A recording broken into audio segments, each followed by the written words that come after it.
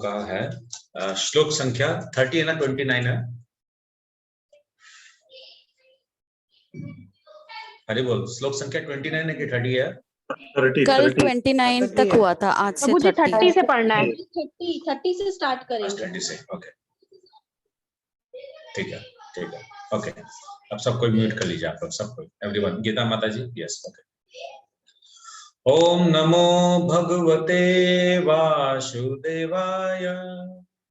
ओम नमो भगवते वासुदेवाय।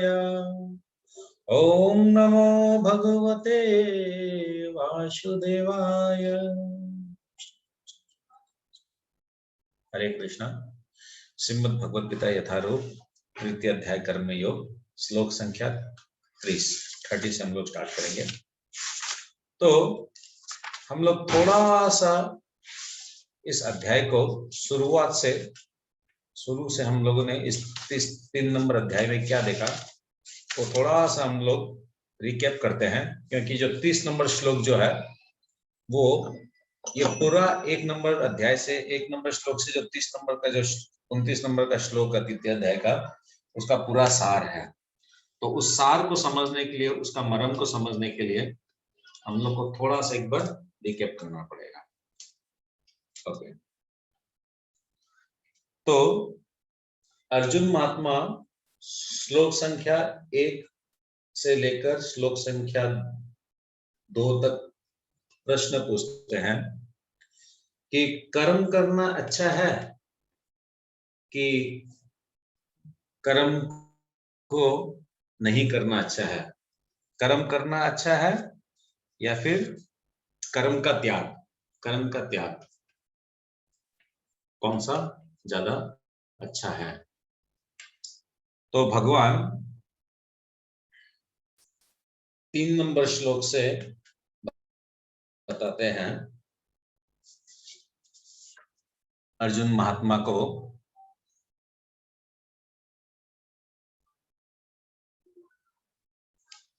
कितना नंबर श्लोक था?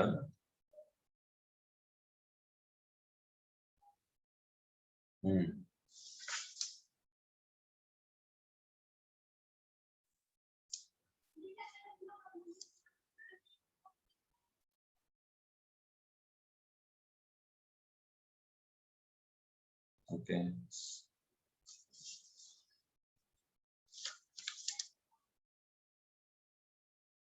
सात नंबर श्लोक तक भगवान बताते अर्जुन महात्मा को कि कर्म का त्याग जो है वो नहीं करना चाहिए, कर्म करते रहना चाहिए। हर हाल में, हर परिस्थिति में हम लोग को कर्म करना चाहिए, क्योंकि कर्म का त्याग करके जीव नहीं रह सकता है। और इसी प्रकार कर्म करते हुए जो उसको उत्तम वैराग्य की प्राप्ति करनी चाहिए। और भगवान बताते हैं कि सारे व्यक्ति जो है प्रकृति के गुणों के अनुसार विवश होकर कर्म करना पड़ता है। अगर कोई चाहे भी कि मैं कर्म नहीं करूं तब भी वो रह नहीं सकता है, उसको कर्म करना ही पड़ेगा, क्योंकि प्रकृति के जो 3 गुण हैं वो 3 गुण उसको विवश करते हैं एक कर्म करने के लिए। और भगवान बोलते हैं कि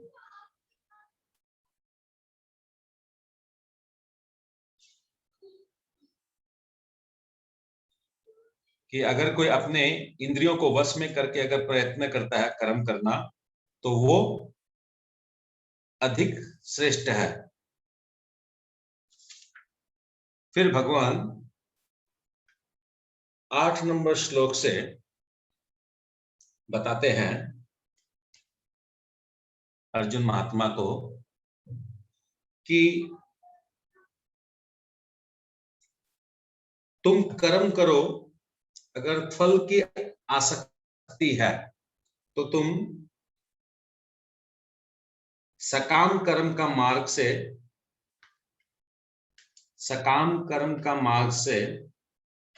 तुम कर्म करो। अगर तुमको फल के प्रति आसक्ति है तब तुम्हें क्या करना चाहिए? वर्णाश्रम धर्म में भगवान ने नियत कर्मों को बताया है, तुम इन नियत कर्मों को करो, और इस नियत कर्मों को करोगे तो तुम्हारा देह निर्वाह होगा। और इसके लिए क्या करने बोला है कि तुम्हें यज्ञ करना चाहिए, सारे कर्म करना चाहिए, यज्ञ करना चाहिए। किसके लिए? देवताओं के लिए। देवताओं के लिए अगर तुम कर्म करोगे वर्णाश्रम प्रणाली के हिसाब से, तब देवताएं प्रसन्न होंगे और देवता जीव के कल्याण के लिए, उनके सुख पूर्वक रहने के लिए उनकी इच्छाओं को पूर्ण करेंगे। क्योंकि ये सिस्टम जो है भगवान ने स्वयं, भगवान विष्णु ने स्वयं ये सिस्टम बनाया है। तो इसलिए 16 नंबर श्लोक तक, 8 नंबर के श्लोक से लेकर 16 नंबर श्लोक तक भगवान ने बताया, एक कर्म चक्र भी भगवान ने बताया कि किस प्रकार हमें कर्म चक्र करते हैं तो देवता हमसे प्रसन्न होकर बारिश देंगे, और बारिश से अन्न उत्पन्न होगा, और अन्न उत्पन्न होने से हम लोग, जीव का आहार बनेगा, और जीव उसको, भगवान को भोग लगाकर प्रसाद रूप में उसको खा सकता है, जिससे क्या होगा, वो ना ही पापी कहलाएगा और ना ही वो चोर कहलाएगा। तो इस प्रकार भगवान सुंदर से, खूब सुंदर तरीका से एक सकाम कर्मी योगी का विश्लेषण करते हैं कि किस प्रकार वो अपना जीवन का निर्वाह कर सकता है। फिर भगवान 17 नंबर श्लोक से बताते हैं, क्या बताते हैं 17 नंबर श्लोक से, कि कुछ व्यक्ति होते हैं जो, जिनकी कामना वासना नहीं रहती है, जिनकी इंद्र तृप्तियों वाले लक्षण नहीं रहते हैं। तो ऐसे व्यक्ति क्या करते हैं कि वो आत्मा में रमण करते हैं, उनको ज्ञान हो जाता है, उन्हें ज्ञान होता है कि वो आत्मा है, और इसलिए वो आत्मा से रिलेटेड कार्य करते हैं और वो सकाम कर्म के मार्ग में वो नहीं जाते हैं। तो उनको बताया गया भगवान ज्ञान योग के माध्यम से कर्म करना। क्या? क्योंकि ये व्यक्ति जो है, ये जो जीव, ये जो प्राणी जो है, जो ज्ञान योग का मार्ग में है, वो अपने आप को आत्मा समझता है, इसलिए कर्म तो वो भी करता है, मगर उसका कर्म जो है कर्म बंधन से मुक्त है, और वो आत्मा के स्तर पे कर्म कर रहा है। तो इस श्लोक को भगवान कहां से कहां तक बताए? 17 नंबर श्लोक से भगवान बताए। फिर भगवान बताते हैं,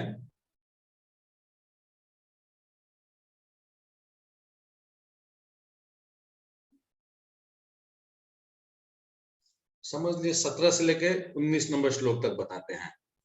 फिर 20 नंबर श्लोक से भगवान बताते हैं कि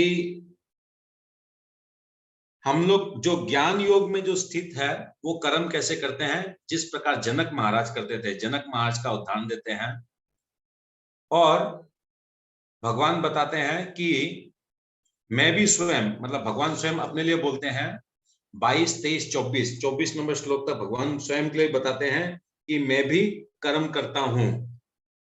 तो यहाँ पर 20 से लेकर 24 नंबर श्लोक तक भगवान जो है जनक महाराज इत्यादि टाइप के बहुत सारे एग्जाम्पल दे। इवन भगवान स्वयं के लिए बताया कि मेरे सब चीज से मैं आसक्त हूं, मेरे किसी चीज की जरूरत नहीं है, फिर भी मैं कर्म करता हूं। फिर भगवान आगे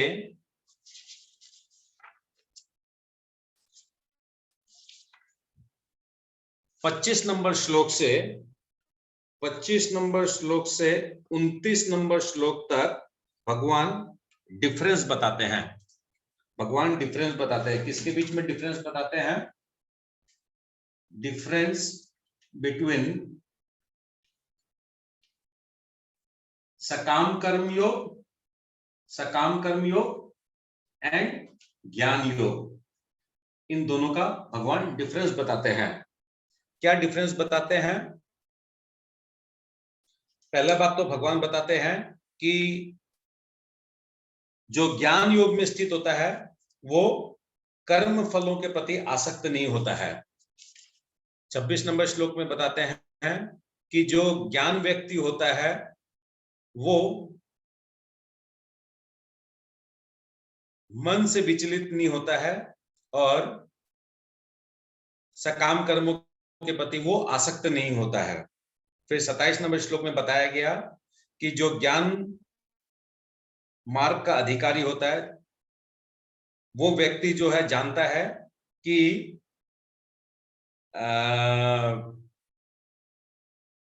माया जाल, भगवान की माया जाल, भगवान के 3 गुण से मोहग्रस्त होकर लोग कर्म करते हैं और फिर उन कर्म बंधनों में बंधते हैं। तो वो जानता है कि हमें कर्म बंधनों में से मुक्त रहना है। इसी प्रकार वो 29 नंबर श्लोक में हम लोग देखे कि वो जानता है, एक ज्ञान में स्थित अधिकारी व्यक्ति वो जानता है कि भौतिक कार्यों के प्रति उसकी आसक्ति नहीं रहती है। और मतलब वो कुल मिला के बात है कि वो भौतिक कार्य और अपने कर्म के फलों के प्रति उसकी आसक्ति नहीं रहती है, वो मुक्त रहता है क्योंकि वो आत्मा में स्थित है, वो आत्मा में रमण करता है। अब 30 नंबर श्लोक में क्या बताया जा रहा है वो आप लोग समझिएगा। हरि बोल। आप लोग को ये समझ में आया कि नहीं है कौन सा श्लोक में क्या बोला जा रहा है, क्या नहीं बोला जा रहा है? आप लोग थोड़ा सा मेहरबानी करके ऐसे दिखाएंगे तो मैं समझूंगा आप लोग को समझ में आ रहा है। नहीं समझ में आ रहा है तो मैं वापस कैसे समझा सकूं वो मैं चेष्टा करूंगा। त्रिपुरारी प्रभु आपको समझ में आया? मेरा आवाज नहीं आ रहा है क्या? हरि बोल। मेरा आवाज नहीं आ रहा है क्या? नहीं आ रहा है ना? नहीं तो माता जी ने नहीं तो आ रहा है, आ रहा है, आ रहा है। ओके ओके ठीक है। अभी 30 नंबर श्लोक को हम लोग लेते हैं, फिर इसको हम लोग समझेंगे। मयि सर्वाणि कर्माणि सन्न्यस्य अध्यात्म चेतसा निरासी निर्ममो भूत्वा युद्धस्व विगतज्वरः। अतः हे अर्जुन, अपने सारे कार्यों को मुझ में समर्पित करके मेरे पूर्ण ज्ञान से युक्त होकर लाभ की आकांक्षा से रहित होकर स्वामित्व के किसी दावे के बिना तथा आलस्य से रहित होकर युद्ध करो। तो यहाँ 30 नंबर श्लोक जो है ये सारे जो भगवान ने पहला श्लोक से जो 29 नंबर श्लोक तक जो बताया उसका सारांश बता रहे हैं। श्लोक में क्या बता रहे हैं कि हे अर्जुन, तुम ज्ञान योग में स्थित होकर कर्म करो। क्यों ज्ञान योग में स्थित होकर कर्म करने बोल रहे हैं? ज्ञान योग में स्थित होकर यानी अपने आप को आत्मा समझकर आत्मा के स्तर पर तुम कर्म करो। क्यों? अगर तुम आत्मा के स्तर पर कर्म करोगे तो तुम्हारे सारे कर्म बंधन से तुम मुक्त हो जाओगे और तुम्हारा 3 कैरेक्टर डेवलप हो जाएगा। क्या 3 कैरेक्टर डेवलप हो जाएगा? एक तो तुम निराशी हो जाओगे। निराशी मतलब स्वामित्व का वो नहीं रहेगा, स्वामित्व का प्रति वो नहीं रहेगा। क्या बोलेंगे? स्वामित्व के प्रति निराशी का मतलब क्या बोले? लाभ की आशा से रहित, निष्काम। हाँ, स्वामित्व के प्रति लाभ इच्छा नहीं रहेगी। दूसरा हो गया निर्मम। निर्मम मतलब स्वामित्व का भाव नहीं रहेगा। और तीसरा हो गया ज्वरः। ज्वरः मतलब आलस्य से रहित हो जाओगे। तो 3 चीज डेवलप हो जाएगा अगर तुम ज्ञान योग में स्थित होकर कर्म करोगे। भगवान के यहाँ पर प्रभुपाद बोलते हैं कि भगवान की शिक्षा है कि स्वधर्म पालन के लिए सैन्य अनुशासन की आवश्यकता है। स्वधर्म आप लोग में से किसी को याद है हम लोग ने स्वधर्म शब्द का मतलब क्या समझा था? स्वधर्म मतलब क्या होता है? जी प्रभु जी, एक तो आत्मा का धर्म और एक शरीर का धर्म, स्वधर्म। Excellent, very very good, very very good. तो भगवान क्या बता रहे हैं यहाँ पर कि एक सेकंड रुकिए, मैं इसको ऊंचा कर लेता हूँ। हरे कृष्ण प्रभु जी, लास्ट वाला आपने क्या लिखा है पार्ट, किसी को नहीं समझ में आ रहा है। कौन बोला? नीतू माता जी से। हरे कृष्ण किसी को भी समझ में नहीं आ रहा, आपको कैसे मालूम चला? प्रभु जी लास्ट वाला प्रभु जी। प्रभु जी सब चैट में लिख रहे हैं। 3.25 से 3.29 है डिफरेंस बिटवीन सकाम कर्म एंड ज्ञान कर्म। ज्ञान कर्म। जी तो प्रभु। अब क्या हो रहा है यहाँ पर? स्वधर्म हम लोग को बोला जा रहा है, प्रभुपाद यहाँ पर बोल रहे हैं कि स्वधर्म का पालन जो है सैन्य अनुशासन के जैसा करना चाहिए। तो स्वधर्म का पालन हो गया, शरीर का कर्म यानी शरीर का कर्म कौन सा है? सकाम कर्म जो है ये है शरीर से रिलेटेड, और आत्मा से जो रिलेटेड है वो क्या है? ज्ञान योग का कर्म।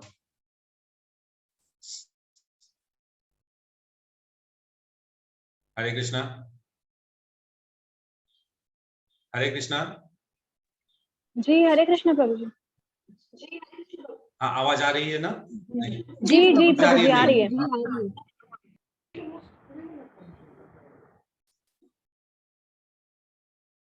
आ रही है, ओके ओके। तो स्वधर्म को क्या बोला गया कि स्वधर्म होता है शरीर के स्तर पर या आत्मा के स्तर पर। तो भगवान बोले हैं शरीर के स्तर पे भी अगर तुम कर्म करते हो ओके, नो प्रॉब्लम। तुम आत्मा के स्तर पे कर्म करते हो तब भी ओके, नो प्रॉब्लम।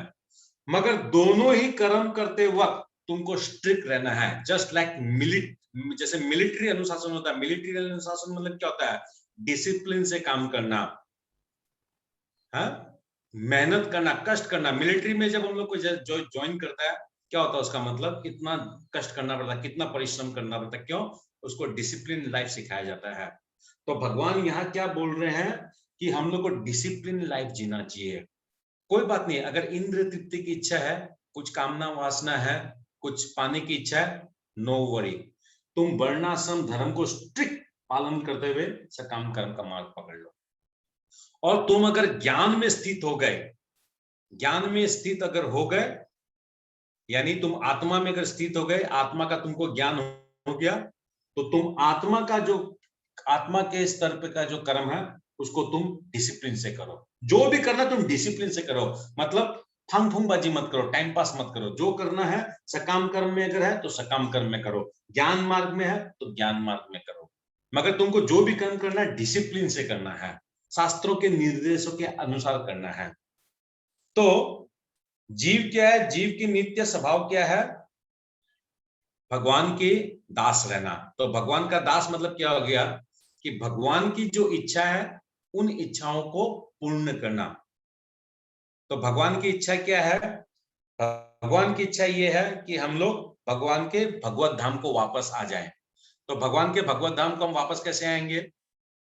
जब हम भगवान के निर्देशों का पालन करेंगे प्रॉपरली। और अगर भगवान का निर्देशों का पालन अगर हम लोग प्रॉपरली नहीं कर रहा है तो हम लोग को जाना बहुत मुश्किल है।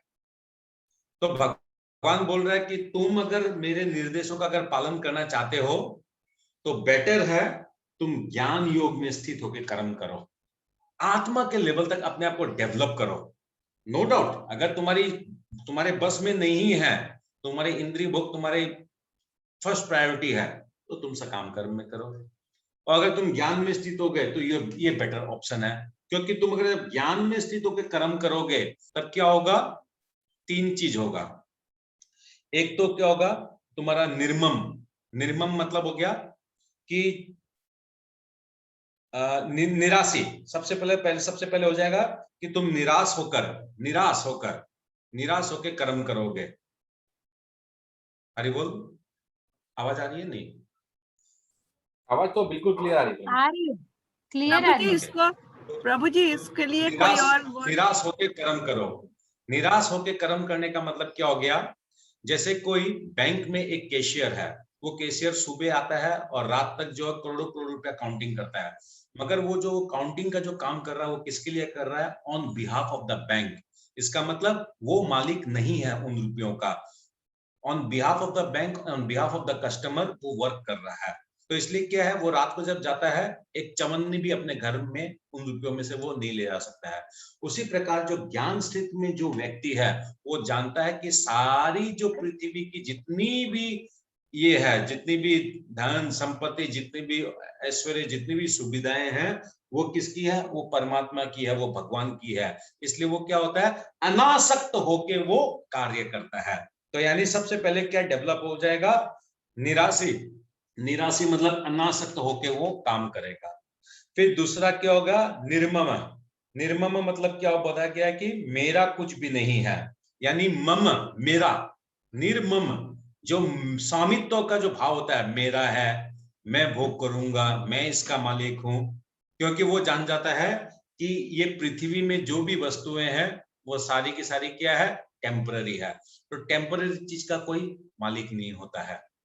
और अगर आध्यात्मिक जगत जो होता है वो परमानेंट है, इसलिए उसकी चेतना, उसकी सोच जो है वो आध्यात्मिक रहती है। तीसरा क्या होता है? वो आलस्य से रहित हो जाता है। तो क्या बोलता है ये? विगत ज्वर है। विगत ज्वर मतलब वो आलस्य से रहित हो गया।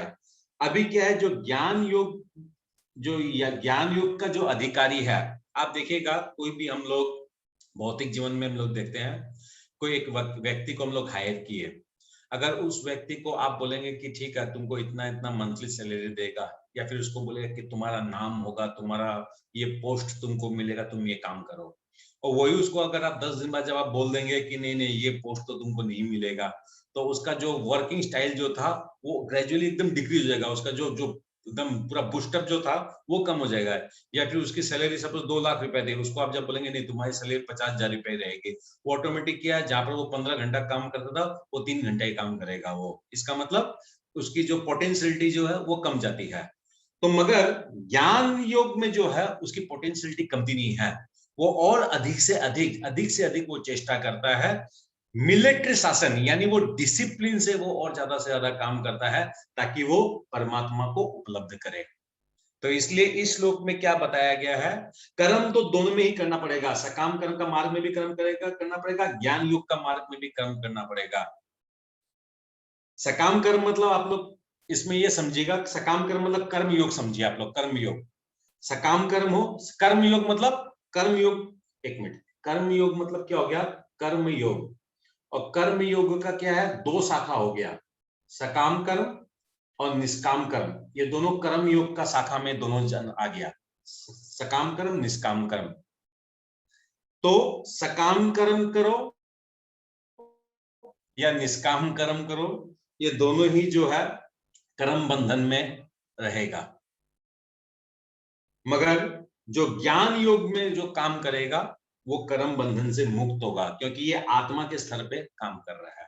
मगर निष्काम कर्म भी कोई फालतू नहीं है। निष्काम कर्म ही किसी को अगर ज्ञान योग के मार्ग में अगर जाना है ना, तो पहले तो उसको निष्काम कर्म का योग होना पड़ेगा, उसको आसक्ति होनी पड़ेगी, तब जाके वहां से वो डेवलप होकर ज्ञान योग के स्तर तक जाता है। मतलब सकाम कर्म से ज्ञान योग में जाने के लिए निष्काम कर्म का हेल्प लेना पड़ेगा उस व्यक्ति को। मैं यहाँ पर भक्ति की बात नहीं कर रहा हूं, एज पर जो श्लोक है, श्लोक के हिसाब से मैं भक्ति में अगर जाना है तो फिर तो मैं डायरेक्ट सकाम कर्म से आप लोग को बताऊंगा कि भक्ति मार्ग में जाना है, क्यों तो इतना निष्काम कर्म, ज्ञान कर्म, सब चक्कर में पड़ना है। अब भगवान क्या बोल रहे हैं? 30 नंबर का तात्पर्य कोई पढ़िए। मैं पढ़ूं प्रभु जी? पढ़िए। यह श्लोक भगवत गीता के प्रयोजन को स्पष्टतया इंगित करने वाला है। भगवान की शिक्षा है कि स्वधर्म पालन के लिए सैन्य अनुशासन के सदस्य पूर्णतया कृष्ण भावना भावित होना आवश्यक है। ऐसे आदेश से कुछ कठिनाई उपस्थित हो सकती है, फिर भी कृष्ण के आश्रित होकर स्वधर्म का पालन करना ही चाहिए, क्योंकि यह जीव का स्वाभाविक स्थिति है। जीव भगवान के सहयोग के बिना सुखी नहीं हो सकता, क्योंकि जीव की नित्य स्वाभाविक स्थिति ऐसी है कि भगवान की इच्छा के अधीन रहा जाए। अतः श्री कृष्ण ने अर्जुन को युद्ध करने का इस तरह आदेश दिया मानो भगवान उसके सेना नायक हो। परमेश्वर की इच्छा के लिए मनुष्य को सर्वस्व की बलि करनी होती है और साथ ही स्वामित्व जताए बिना स्वधर्म का पालन करना होता है। अर्जुन को भगवान के आदेश का मात्र पालन करना था। परमेश्वर समस्त आत्माओं के आत्मा है, अतः जो पूर्णतया परमेश्वर पर आश्रित रहता है, या दूसरे शब्दों में जो पूर्णतया कृष्ण भावना भावित है, वह आध्यात्म चेतस कहलाता है। निराशीय का अर्थ है स्वामी के आदेशानुसार कार्य करना, किंतु फल की आशा न करना। कोषाध्यक्ष अपने स्वामी के लिए लाखों रुपए गिन सकता है, किंतु इसमें से वह अपने लिए एक पैसा भी नहीं चाहता। इसी प्रकार मनुष्य को यह समझना चाहिए कि इस संसार में किसी व्यक्ति का कुछ भी नहीं है, सारी वस्तुएं परमेश्वर की है। मई अर्थात मुझमें या वास्तविक तात्पर्य यही है। और जब मनुष्य इस प्रकार से कृष्ण भावनामृत के कार्य में कृष्ण भावनामृत के कार्य करता है, तो वह किसी वस्तु पर अपने स्वामित्व का दावा नहीं करता। यह भावनामृत निर्मम अर्थात मेरा कुछ नहीं है कहलाता है। यदि ऐसे कठोर आदेश को, जो शारीरिक संबंध में तथाकथित बंधुत्व भावना से रहित है, पूरा करने में कुछ झिझक हो तो उसे दूर कर देना चाहिए। मनुष्य विगत ज्वर अर्थात ज्वर या आलस्य से रहित हो सकता है। अपने गुण तथा स्थिति के अनुसार प्रत्येक व्यक्ति को विशेष प्रकार का कार्य करना होता है और ऐसे कर्तव्यों का पालन कृष्ण भावना भावित होकर किया जा सकता है। इससे मुक्ति का मार्ग प्रशस्त हो जाएगा। हरे कृष्ण। हरे कृष्ण। क्लियर हुआ? 31 नंबर श्लोक क्लियर हुआ नहीं हुआ आप लोग को? जिसको क्लियर नहीं हुआ वो बोले, जिसको क्लियर नहीं हुआ वो बोले। तो मुझे एक बार फिर से प्लीज समझा दीजिए। आप रिकॉर्डिंग सुनिएगा। राधिका माता जी, आपसे तो मैं एक्सपेक्ट ही नहीं कर सकता आप ये बात बोलेंगे कि आपको समझ में नहीं आया 30 नंबर श्लोक। प्रभु जी सुनीता माता जी, प्रभु जी 3 वर्ड्स जो आपने बोले, मैं उनको लिख सकती हूँ कि विदाउट ओनरशिप, जैसे जो आपने ये वाला वर्ड, आपका आवाज ब्रेक हो रहा है माता जी, मेरे को कुछ समझ में नहीं आ रहा। ठीक है, अच्छा, निर्मामा, ये हम विदाउट ओनरशिप बोल सकते हैं। हाँ, मतलब निर्मम मतलब without ownership. Yes yes, without और without profit, without any profit and without any laziness. आप इंग्लिश, आपके पास तो इंग्लिश बुक ना, आप इंग्लिश देख लीजिएगा। आपके पास इंग्लिश बुक है तो जी जी, हाँ, उसमें लिखा हुआ है, उसमें एकदम एक्यूरेट वर्ड लिखा हुआ, वहां से आप लिख लीजिएगा। ओके, 31 नंबर श्लोक, 31 नंबर श्लोक और 32 नंबर श्लोक हम लोग साथ में पढ़ेंगे। ये मे मतम इदम नित्यम अनुस्तंति मानवाः श्रद्धावंत अनुसंत मुच्यंत ते अपि कर्मभिः। जो व्यक्ति मेरे आदेशों के अनुसार अपना कर्तव्य करता रहता है और ईर्षा रहित होकर इस उपदेश का श्रद्धा पूर्वक पालन करते हैं, वह सकाम कर्म के बंधन से मुक्त हो जाते हैं। तो 31 नंबर श्लोक में क्या बोला जा रहा है? भगवान बोल रहे हैं कि जो मेरे इस ज्ञान को, जो भगवान बोल रहे हैं कि जो मैंने 3 नंबर श्लोक से लेकर 30 नंबर श्लोक तक जो मैंने बताया, उसको जो ईर्षा रहित और श्रद्धा पूर्वक, 2 कंडीशन, ईर्षा रहित और श्रद्धा पूर्वक जो इस ज्ञान को सुनता है, समझता है, जीवन में अपनाता है, वो क्या होता है? भवबंधन से मुक्त हो जाता है।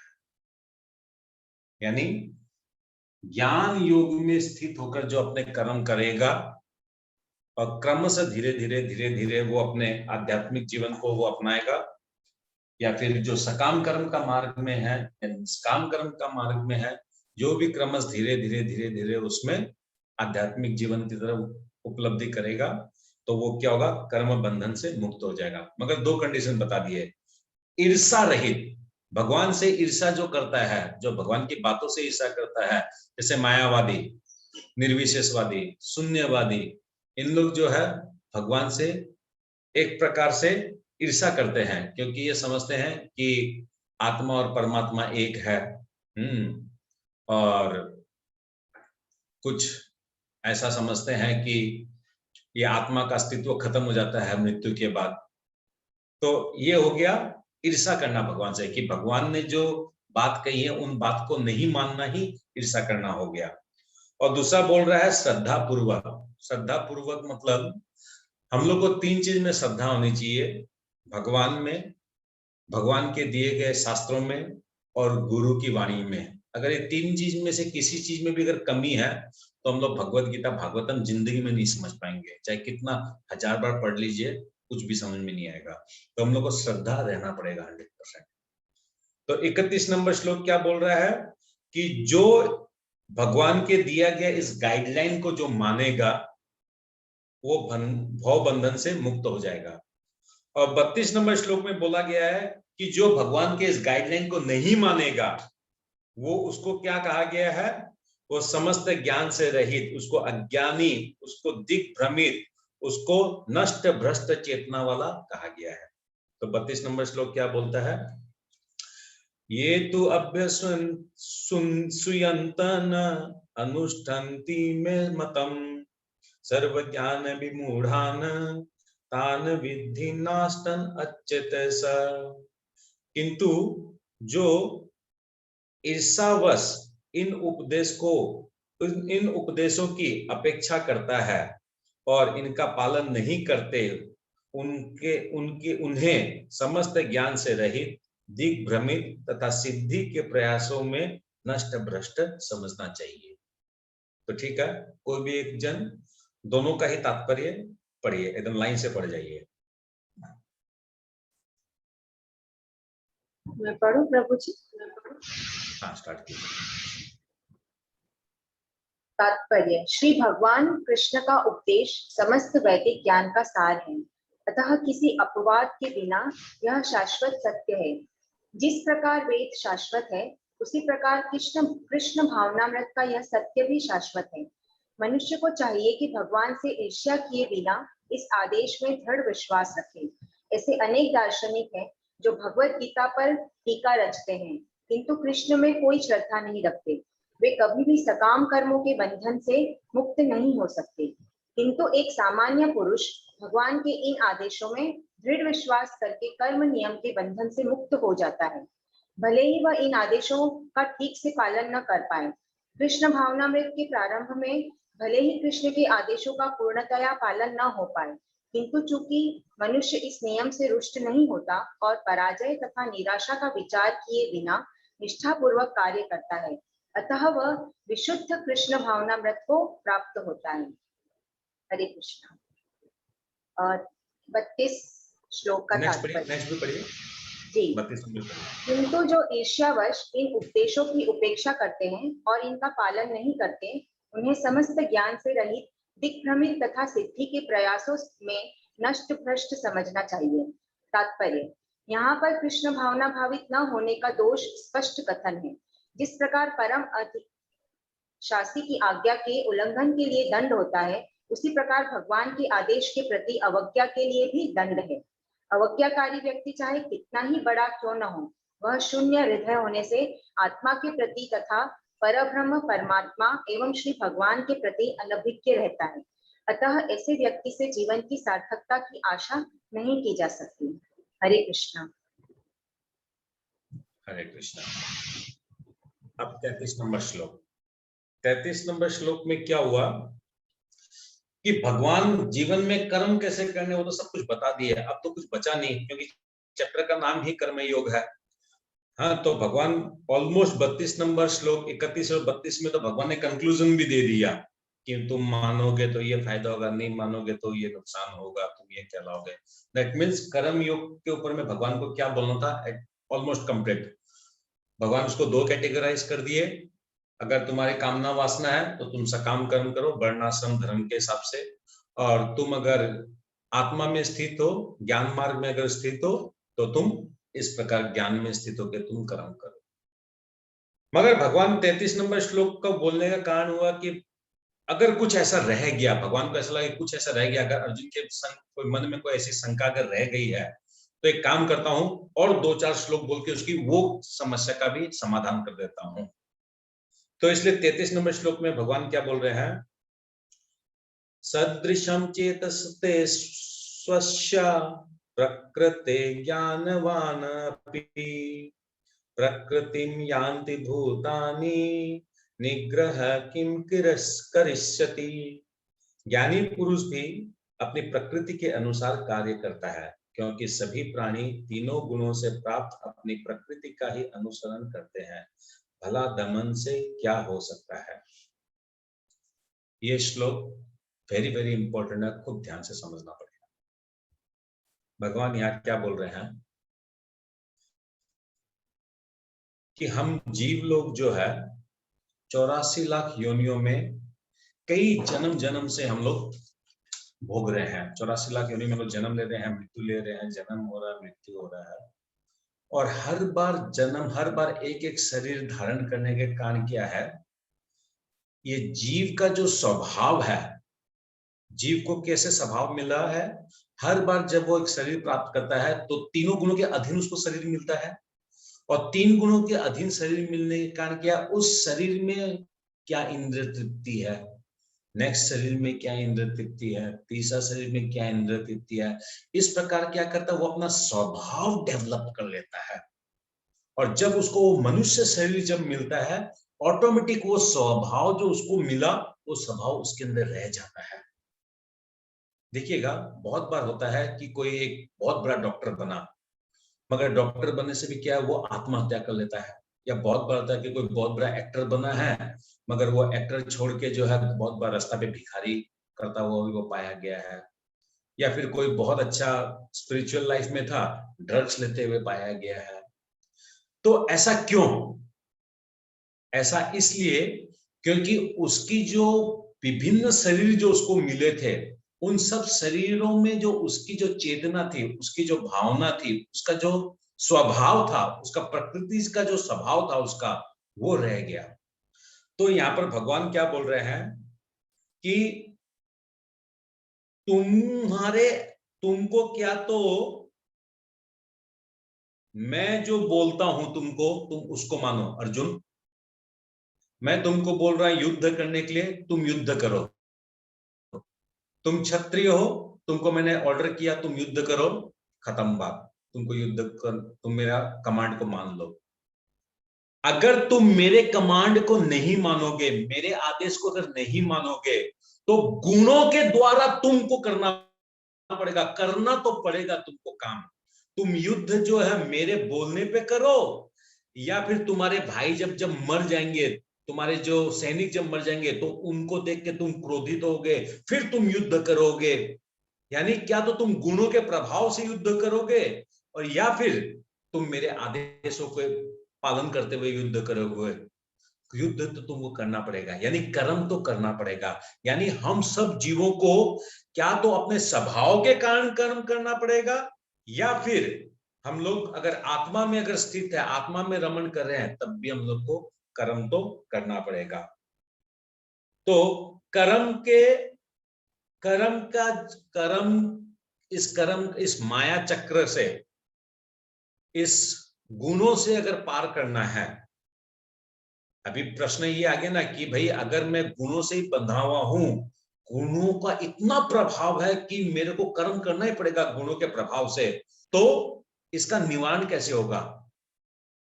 तो भगवान 7वें अध्याय के 14 नंबर श्लोक, 7वें नंबर के 14 में क्या है? 7 का 14 क्या है? देवी ऐसो गुणमयी मम माया दुरता है, वो वाला श्लोक है, देखे तो 7.14। हाँ प्रभु जी, वही वाला है।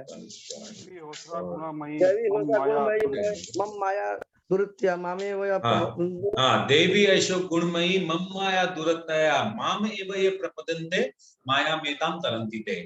यानी भगवान यहाँ क्या बोल रहे हैं कि मेरे 3 गुणों को पार कर पाना असंभव है। तुम इन 3 गुणों के मध्य में तुमको कर्म करना पड़ेगा, मगर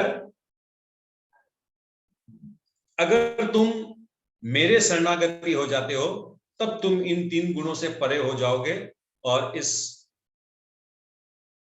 कर्म बंधन में तुम नहीं पड़ोगे।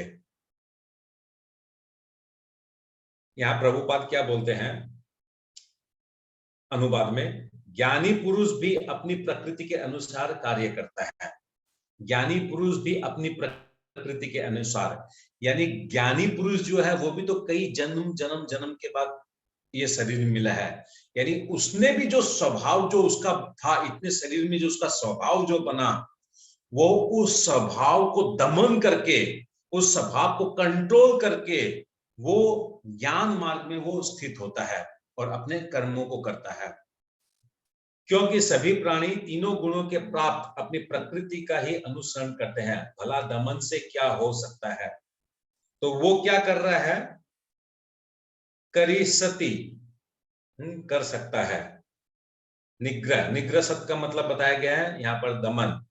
तो सारे प्राणी को जो है अपने प्रकृति के गुणों के प्रभाव में आकर उसको कार्य करने ही पड़ेंगे, मस्ट। वो अगर चाहेगा कि मैं छुटकारा पा जाऊं, सपोज ये सकाम कर्मी व्यक्ति जो है, ये अगर ये सोच ले, ये अगर सपोज अपने आप को बोले कि भाई मैं तो कर्म बंधन से मुक्त हूं, जिस प्रकार ज्ञान योगी कर्म बंधन से मुक्त है उस प्रकार मैं भी कर्म बंधन से मुक्त हूं, तो क्या ये सही है इसकी सोच? नहीं समझ में आ रहा? नहीं, आप लोगों को समझ में आ रहा है कि नहीं आ रहा है मैं जो बोल रहा हूँ? आ रहा है प्रभु जी। नहीं, सही नहीं है। आ रहा है, सही नहीं है। इसका मतलब सकाम कर्म वाला आदमी अगर ये सोचे कि मैं कर्म बंधन से मुक्त हूं, इसका मतलब ये बेवकूफ है। कर्म बंधन से अगर कोई मुक्त है तो ज्ञान योगी वाला है, वो कर्म बंधन से मुक्त है मगर कर्म तो उसको भी करना पड़ेगा। जैसे कर्म योगी को किस प्रकार कर्म करना पड़ता है? कर्म योगी जानता है कि कर्म योगी हो या ध्यान योगी हो, वो जानता है कि अगर मैं इन, अच्छा नेक्स्ट श्लोक में, वो नेक्स्ट श्लोक में आएगा तब हम लोग डिस्कस करेंगे, ठीक है? 33 नंबर श्लोक का तात्पर्य कोई पढ़िए। कृष्ण प्रभु जी, मैं पढ़ती हूँ। कृष्ण भावनामृत के दिव्य पद पर स्थित हुए बिना प्रकृति के गुणों के प्रमुख नहीं हुआ जा सकता, जैसा कि स्वयं भगवान ने 7वें अध्याय में 7.14 में कहा है। अतः सांस्कारिक धरातल पर बड़े से बड़े शिक्षित व्यक्ति के लिए केवल सैद्धांतिक ज्ञान से आत्मा को शरीर से पृथक करके माया के बंधन से निकल पाना असंभव है। ऐसे अनेक तथाकथित अध्यात्मवादी हैं जो अपने को विज्ञान में बढ़ा चढ़ा मानते हैं, किंतु भीतर भीतर वे पूर्णतया प्रकृति के गुणों के अधीन रहते हैं, जिन्हें जीत पाना कठिन है। ज्ञान की दृष्टि से कोई कितना ही विद्वान क्यों न हो, किंतु भौतिक प्रकृति की दीर्घकालीन संगति के कारण वह बंधन में रहता है। कृष्ण भावनामृत उसे भौतिक बंधन से छूटने में सहायक होता है, भले ही कोई अपने नियत कर्मों के करने में संलग्न क्यों न रहे। अतः पूर्णतया कृष्ण भावना भावित हुए बिना नियत कर्मों का परित्याग नहीं करना चाहिए। किसी को भी सहसा अपने नियत कर्म त्याग कर तथाकथित योगी या कृत्रिम अध्यात्मवादी नहीं बन जाना चाहिए। अच्छा तो यह होगा कि यथास्थिति में रहकर श्रेष्ठ प्रशिक्षण के अंतर्गत कृष्ण भावना अमृत प्राप्त करने का प्रयत्न किया जाए। इस प्रकार कृष्ण की माया के बंधन से मुक्त हुआ जा सकता है। हरे कृष्ण। हरे कृष्ण। तो इसको एक हम लोग थोड़ा ड्राइंग से समझते हैं, एक डायग्राम से समझते हैं।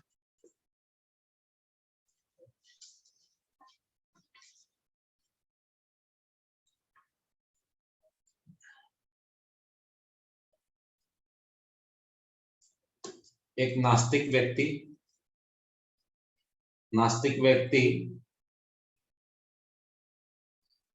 कर्म योग के स्तर पे वो आता है, जिसमें सकाम कर्म निष्काम कर्म दोनों पड़ गए।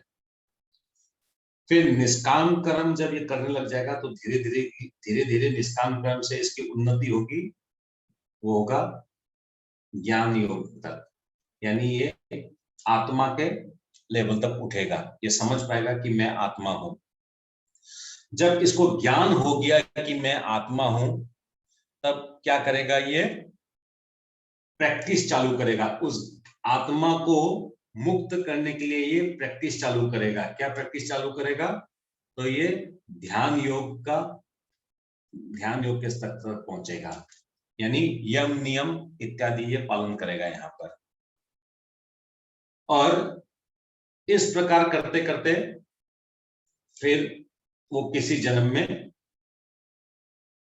भक्ति योग का स्तर तक पहुंच जाता है। ये तो आप लोगों को क्लियर है, ये कई बार मैं बता चुका हूं। इस श्लोक में क्या बताया जा रहा है कि जो कर्म योगी है उसको तो कर्म करना पड़ता है, जो ज्ञान योगी है उसको भी कर्म करना पड़ता है, जो ध्यान योगी है ये भी इनडायरेक्टली कर्म करता है। कैसे करता, आगे का श्लोक में आएगा। और जो भक्ति योगी है इसको भी कर्म करना पड़ता है। कर्म तो सबको करना पड़ता है। क्या कर्म तो सबको करना पड़ता है? एक तो कर्म करने की पद्धति हुई कि भगवान ने कर्म योगियों के लिए क्या इंस्ट्रक्शन दिया है, ज्ञान योगियों के लिए क्या इंस्ट्रक्शन दिया है, ध्यान योगियों के लिए क्या इंस्ट्रक्शन दिया है, भक्ति योगियों के लिए क्या इंस्ट्रक्शन दिया है। भगवान ने जो इंस्ट्रक्शन दिया है उस इंस्ट्रक्शन के हिसाब से कर्म करना पड़ेगा। भगवान बोल रहे हैं कि मेरे इंस्ट्रक्शन को सपोज तुम अगर पालन नहीं करते हो, नहीं मानते हो, मेरे ईर्ष्या करते हो मेरे इंस्ट्रक्शन को, तब भी तुमको बाध्य होके सब में कर्म करना पड़ेगा, क्योंकि तुम्हारा एक स्वभाव है जो तुम कई करोड़ों जन्म से तुम जो जन्म ले रहे हो, हर शरीर में तुमको एक तुमको इंद्रिय भोग की तुमको चीजें मिली है। इससे क्या तुम्हारा स्वभाव वैसे बन गया। और ये स्वभाव किससे बना? प्रकृति से बना, क्योंकि जब भी तुमको शरीर मिला है वो शरीर तुमको प्रकृति के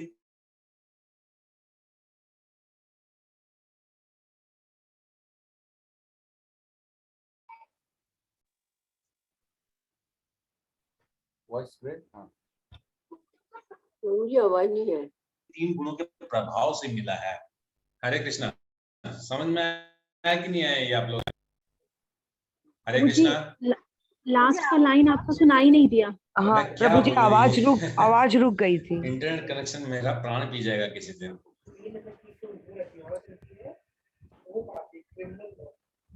हरि बोल। ये आप लोगों को समझ में आया कि नहीं आया ये चीज? प्रभु जी लास्ट का एक मिनट का प्लीज रिपीट कर दीजिए, वो सुन नहीं पाएगा। ओके, तो कर्म योग के लिए भी भगवान ने एक प्रेस्क्राइब फॉर्मेट दिया है ना? मालूम आप लोग को प्रेस्क्राइब फॉर्मेट एक दिया है?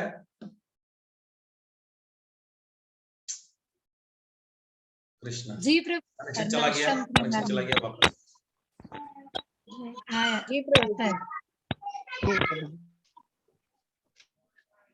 सबके घर से आवाज आ रहा है, श्रीकला माता जी के घर से आवाज आ रहा है। ओके, हरि बोल। आनंद प्रभु, मैं जो बोल रहा हूँ वो सुनिएगा। आवाज आ रहा है कि मेरा नहीं आ रहा? पहले तो ये बताइए। आवाज अभी क्लियर है, आ रही है प्रभु जी। 1 मिनट के लिए गया था प्रभु जी, बस जब आपने वो बताया कि वो भगवान का। ठीक है, सुनिए। कर्म योग हो, ज्ञान योग हो, ध्यान योग हो, भक्ति योग हो, इन सब के लिए भगवान ने एक प्रेस्क्राइब्ड रूल्स एंड रेगुलेशंस दिया है कर्म करने के लिए। अभी भगवान बोल रहे कि तुम मेरे प्रेस्क्राइब्ड रूल से कर्म करो, बेटर है। और तुम अगर नहीं करते हो मेरे प्रेस्क्राइब्ड रूल से, तब भी तुमको कर्म करना पड़ेगा। क्यों कर्म करना पड़ेगा? क्योंकि तुम कई सारी योनियों को प्राप्त किए हो, और ये जितनी भी योनियां तुमको मिली है ये विभिन्न विभिन्न प्रकृति के गुणों के कारण तुमको मिल रही है। तुम इस शरीर के बाद ये शरीर, ये शरीर के बाद ये शरीर, ये शरीर के बाद ये शरीर, इनमें तुम ट्रेवलिंग कर रहे हो।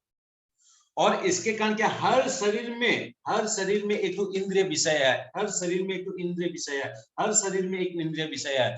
इन इंद्रिय विषयों से फंसने के कारण तुम्हारा एक स्वभाव बन गया है, तुम्हारा एक तो कैरेक्टरिस्टिक बन गया, तुम्हारा एक तो नेचर बन गया है। तो ये नेचर जो तुम्हारा बना है, किससे बना है? प्रकृति के तीनों गुणों द्वारा बना है।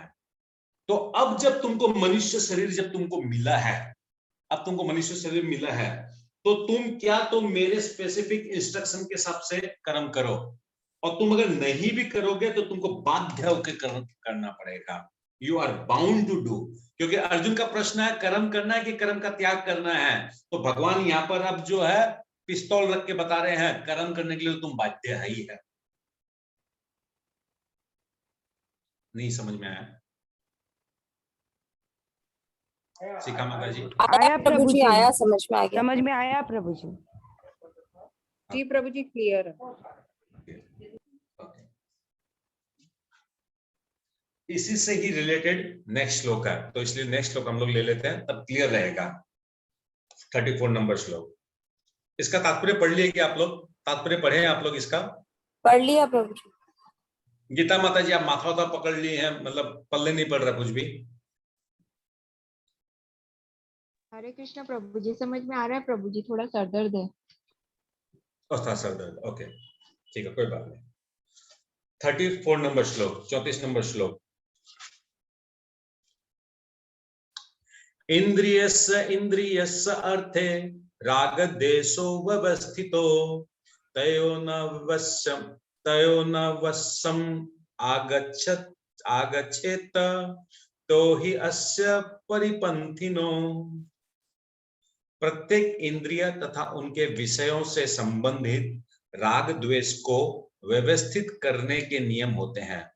मनुष्य को ऐसा राग तथा द्वेष के वशीभूत नहीं होना चाहिए, क्योंकि ये आत्मा साक्षात्कार के मार्ग में अवरोधक है। अभी ये क्या बोल रहे हैं?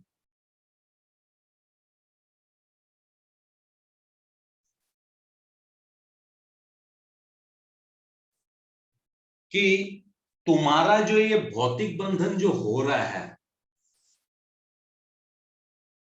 ये जो भौतिक बंधन जो हो रहा तुम्हारा, एक शरीर के बाद एक शरीर, एक शरीर के बाद एक शरीर, एक शरीर के बाद एक शरीर, एक शरीर का एक शरीर तुमको मिल रहा है।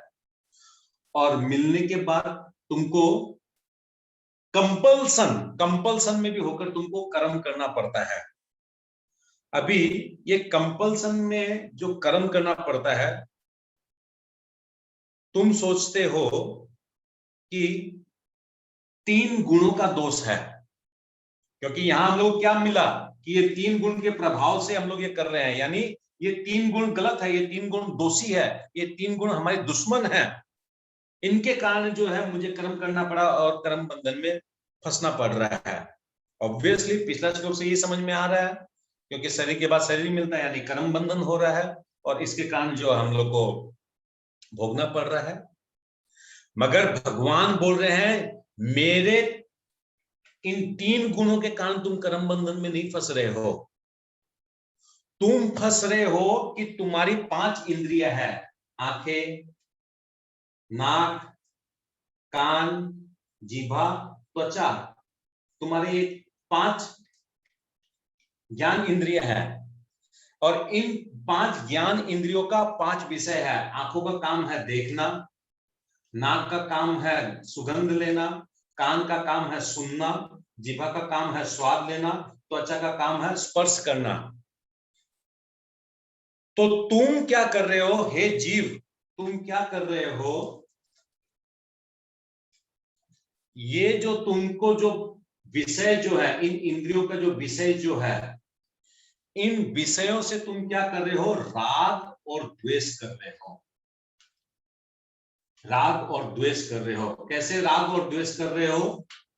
हर एक इंद्रियों के साथ तुम राग और द्वेष कर रहे हो। जैसे सपोज मेरे को एक बेटा चाहिए, एक बेटा का जन्म हो जाए, बेटा का जन्म हो जाए तो मैं धन्य हो जाऊं। इस प्रकार का राग मतलब हो गया आसक्ति, अटैचमेंट। आसक्ति, और द्वेष मतलब डिटैचमेंट।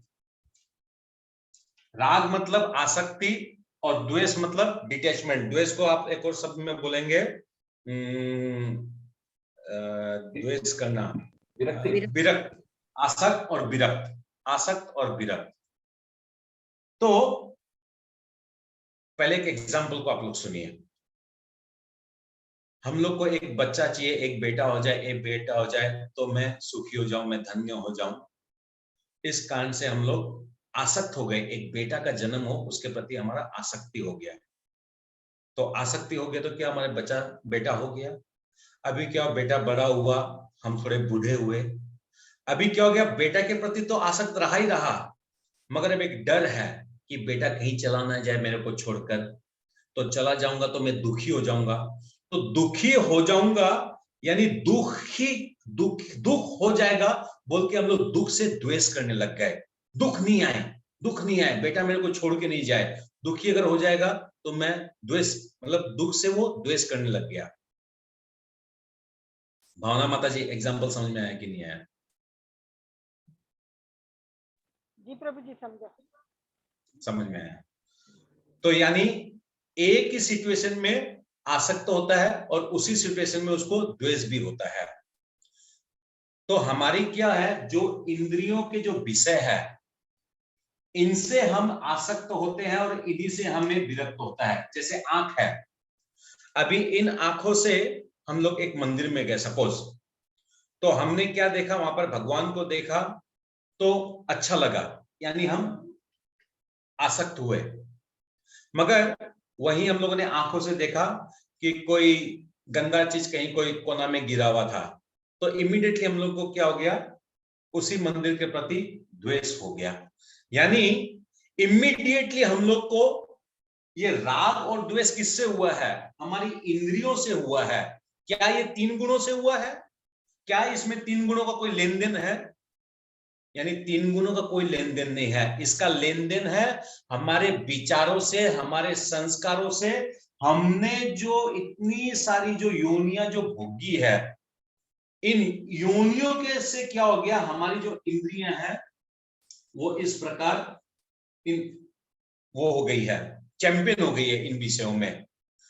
तो अभी क्या बोला जा रहा है कि जैसे भगवान ने हमारी इंद्रियां कैसे हो गई है, भगवान ने एक वर्णाश्रम प्रणाली बनाया। वर्णाश्रम प्रणाली में क्या है, एक स्त्री को एक पति के साथ संबंध करना चाहिए, एक पति को एक स्त्री के साथ संबंध करना चाहिए। मगर हम लोग का अपने इंद्रियों के ऊपर कंट्रोल नहीं होने के कारण क्या है, हम लोग पराई स्त्री में या पराई नारी में हम लोग का आसक्ति बढ़ जाता है। तो इस प्रकार क्या हम लोग अपने इंद्रियों को निग्रह नहीं कर पा रहे, अपने इंद्रियों को कंट्रोल नहीं कर पा रहे। इंद्रियों को कंट्रोल नहीं करने के कारण हम लोग हर चीज में राग और द्वेष करते हैं। हम लोग को राग और द्वेष नहीं करना है, कोई भी चीज में राग और द्वेष नहीं करना है। ठीक है, मिला तो अच्छा, नहीं मिला तो अच्छा, हुआ तो अच्छा, नहीं हुआ तो अच्छा, जो हुआ भगवान की मर्जी से हुआ। क्या चीज का तो आस वो रखना और क्या चीज का द्वेष रखना है। जैसे अभी क्या है, इन इंद्रियों का एग्जाम्पल जैसे दिया मैं मैरिज का, उसी प्रकार से क्या है कि जो ध्यान योगी होते हैं, ध्यान योगी जो होते हैं वो जानते हैं कि इंद्रियों से राग या द्वेष होता है। राग और द्वेष स्वाभाविक है, वेरी वेरी स्वाभाविक है, होना ही होना है। ये अच्छा लगता है, ये बुरा लगता है, ये अच्छा लगता है, ये बुरा लगता है, वेरी सिंपल है। मगर यहाँ पर क्या कहा जा रहा है कि हम लोग को ये अच्छा ये बुरा डिफाइन नहीं करना है, क्योंकि हर एक चीज जो प्रकृति में भगवान ने बनाई है, तो क्यों हम लोग अपने इंद्रियों को अननेसेसरी रॉन्ग और करेक्ट, रॉन्ग और करेक्ट, रॉन्ग और करेक्ट, रॉन्ग और करेक्ट की हम लोग परिभाषा में हम लोग फंसे। तो जो ये लोग होते हैं ध्यान योगी लोग जानते हैं कि इंद्रियों से फंसने का काम बन सकता है, इसलिए वो क्या करते हैं, अपने आंख, नाक, कान सब कुछ बंद रखते हैं, एकांत स्थान में चले जाते हैं और एकांत स्थान में जाके उन लोग अपनी साधना करते हैं और उन लोग ये करते हैं, सिद्धि को प्राप्त करते हैं। मगर उसमें भी आसक्ति है। कैसे?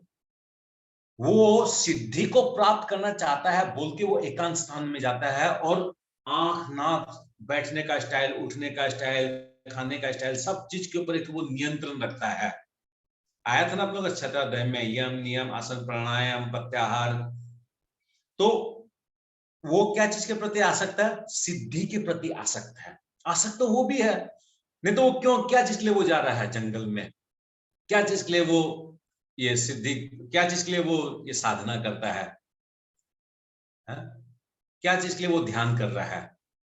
यानी उसका भी कहीं ना कहीं आसक्ति है, वो भी इनडायरेक्टली, डायरेक्टली तो वो भी इनडायरेक्टली राग और द्वेष के चक्कर में पड़ा है, क्योंकि उसको मालूम है ये भौतिक जगत जो है ये खराब हो उसके लिए, यानी वो कहीं ना कहीं द्वेष कर रहा है वो भी इनडायरेक्टली। तो भगवान क्या बोलना चाह रहे हैं कि हर एक व्यक्ति सकाम कर्मी हो, निष्काम कर्मी हो, ज्ञान कर्मी हो, ध्यान कर्मी हो, ये सब जो है फंसने का कारण क्या है? क्योंकि वो राग और द्वेष करता है। मगर इस टाइप से राग द्वेष करते करते करते जो भक्ति मार्ग में जो पहुंच जाता है, वो भक्ति मार्ग वाला क्या करता है? समस्त इंद्रियों को भगवान के कार्य में लगा देता है। जब वो भगवान के कार्य में जब अपनी सारी में से इंद्रियों को लगा देता है, तो उसका राग और द्वेष के प्रति उसका कोई भी कनेक्शन नहीं रहता है, क्योंकि वो जो कार्य कर रहा है वो भगवान के लिए कर रहा है। उससे उसको कर्म फल तो चाहिए, उससे उसको फल तो चाहिए नहीं कि मैं भगवान के लिए पूजा कर रहा हूँ, भगवान के लिए चैंटिंग कर रहा हूँ, भगवान के लिए एकादशी कर रहा हूँ, भगवान का मंदिर को सजा रहा हूँ, भगवान का मंदिर मार्जन कर रहा हूँ, भक्तों के साथ में प्रचार में लगा हुआ हूँ, मैं गीता का डिस्ट्रीब्यूट किया, मैं गीता का प्रचार किया, तो उसका तो वो फल तो चाहिए नहीं उसको कि भगवान मेरे को 2 लाख रुपया देंगे, 5 बच्चे देंगे, एक घड़ी देंगे, एक गाड़ी देंगे, एक घर देंगे, फलान देंगे, ढिकरा देंगे, ये सब उसके है। तो इसका मतलब क्या है? उसके जो भी कर्म है, उसके जो भी कार्य है, वो क्या है? राग और द्वेष से मुक्त है। और राग और द्वेष से जिसके मुक्त है, उसको इस श्लोक में क्या बताया गया है कि वो आत्म साक्षात्कार का मार्ग में, आत्म साक्षात्कार का मार्ग में, यानी भक्ति का मार्ग में, भक्ति जीवन का मार्ग में वो आराम से जाता जाएगा, क्योंकि वो सारी इंद्रियों को डोफ्टेल कर दिया है भगवान की सेवा में, भगवान के श्री चरणों में, भगवान जिससे प्रसन्न होते हैं उन कार्यों में वो लगा दिया है। मगर प्रभुपाद अपने तात्पर्य में बोलते हैं इसमें भी एक तो डेंजरस है। क्या? जो कर्म मार्ग में है उसको तो प्रॉब्लम नहीं है, वो क्या डाउनफॉल होगा, उसका तो कुछ डाउनफॉल होगा नहीं, तो कर्म मार्ग में है। मगर जो ज्ञान मार्ग में है, ध्यान मार्ग में है और भक्ति मार्ग में है, इनका क्या है? डाउनफॉल होने का, इनका गिरने का बहुत ज्यादा चांसेस है। अगर ये कोई भी तरीका से अगर डिसिप्लिन लाइफ अगर नहीं मेंटेन कर रहे हैं, अगर वो इंद्रियों को कंट्रोल नहीं कर पा रहे हैं, अपने मन को कंट्रोल नहीं कर पा रहे हैं, तो क्या हो जाएगा? उनका डाउनफॉल होने का चांसेस है, उनका पतन होने का चांसेस है। जैसे हाईवे का रास्ता होता है, एक हाईवे का रास्ता आता है, हाईवे का रास्ता में बहुत सारा बोर्ड, बैनर, स्पीड ब्रेकर, सब कुछ लगाया हुआ रहता है, तो क्या उसमें एक्सीडेंट नहीं होते हैं? एक्सीडेंट तो वहां भी होते हैं। इतना रूल्स एंड रेगुलेशंस होने के बावजूद भी दुर्घटना घटती है, क्योंकि जहां उसकी सावधानी हटती है वहां दुर्घटना घटती है। उसी प्रकार भगवान ने जो नियम दिया, उस नियमों से अगर हम भक्ति जीवन को प्रैक्टिस नहीं करेंगे, तब क्या होगा? हमारा भी पतन हो जाएगा, हमारा भी एक्सीडेंट हो जाएगा। हम इमीडिएटली भक्ति जीवन से जो है सकाम कर्म के मार्ग में या एकदम नास्तिक के मार्ग में हमारा पतन हो सकता है। Highway is never safe. तो भक्ति जीवन भी, ध्यान जीवन भी, ज्ञान जीवन भी ये सेफ नहीं है। मगर अगर भक्ति जीवन हम लोग भक्तों का संग में प्रैक्टिस करते हैं, तब क्या होगा? कभी किसी कारणवश क्लास छूट गया या एकादशी नहीं कर पाया या फिर गीता समझ में नहीं आ रहा, तो हम लोग क्या करें? अगर भक्तों का संग में है तो हम लोग सेफ है, वी आर प्रोटेक्टेड। क्यों? वो भक्त के संग में वो हम लोग को आगे टांग के ले जाएगा। हो सकता है मैं बहुत बार थोड़ा सा रफ बोलता हूं, मैं बहुत बार होता है ऐसा, मैं समझता हूं, मैं जानता हूं। तो भावना माता जी के मन में आएगा, मोहन प्रभु बहुत ज्यादा दिखाता अपना, उनको ऐसे बोल दिया सबके सामने। मगर उसी टाइम पर 2 घंटा बाद त्रिपुरारी प्रभु या प्रमिला माता जी या पूजा माता जी या राधिका माता जी या शारदा माता जी उनको फोन करके बताया कि हाँ, मोहन प्रभु का थोड़ा सा वैसा दिमाग वैसा रहता है। मगर नहीं, हम लोग को मोहन प्रभु से क्या मतलब है? हम लोग को प्रभुपाद से मतलब है, गीता से मतलब है। उनका क्लास हम लोग करके हम लोग सब कुछ समझ लेते हैं, आध्यात्मिक जीवन में प्रैक्टिस करेंगे, क्या प्रॉब्लम है? तो बोलने का तात्पर्य क्या है कि यहाँ पर जब संग में हम लोग रहते हैं, भक्तों का जब संग में रहते हैं, then we are in the safe side, we are in the good hands. अब इसका तात्पर्य अगर आप लोग पढ़ेंगे, कोई एकदम फटक से इसका तात्पर्य पढ़िए, उसके बाद मैं पूछूंगा आप लोग को एक प्रश्न है जो आप लोग को बताना है, तब मेरे को समझ में आएगा प्रभु जी, आप हरे लोग को क्लियर हुआ कि नहीं हुआ। हाँ पढ़िए, स्टार्ट कीजिए। जो लोग कृष्ण भावना भावित हैं वे स्वभाव से भौतिक इंद्रिय तृप्ति में रत होने में झिझकते हैं, किंतु जिन लोगों की ऐसी भावना न हो उन्हें शास्त्रों के यम नियमों का पालन करना चाहिए।